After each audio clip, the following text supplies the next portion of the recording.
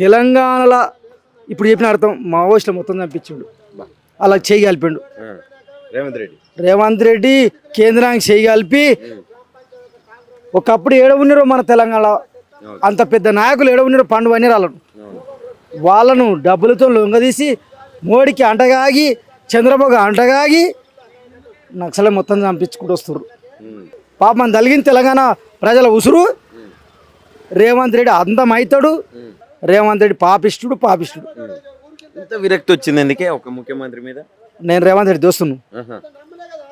రేవంత్ రెడ్డి దోస్తు. రేవంత్ రెడ్డి టీఆర్ఎస్ పార్టీలో ఉన్నాడు అప్పుడు, కలవకుర్తి కేవీఎన్ రెడ్డి ఇన్ఛార్జి అప్పుడు. ఒకప్పుడు నా చెట్టుపల్లి నేను ఆయన దోస్తాను కలవడం. మా ఊళ్ళో మల్లికార్జున అడిపిస్తే డబ్బులు ఇస్తాడు, ఇప్పుడు అడిగితే నవీన ఒకరు ఇస్తాడు కానీ దగ్గటోడు. కానీ మనోడని వేసినాం కానీ మన పందిరి గుంజలు విక్తాడు, మన కళ్ళలో నిర్భకోడి కారం పెడతాడు ఇంట్లో అనుకోలే. ఈ రేవంత్ రెడ్డి అంత పాపిష్టిగా దొరకడు. మళ్ళీ ఒకవేళ వేసినా కానీ ఇలాంటి ప్రభుత్వాలు మళ్ళీ ఓయమ్మ చచ్చిపోతారు వద్దు.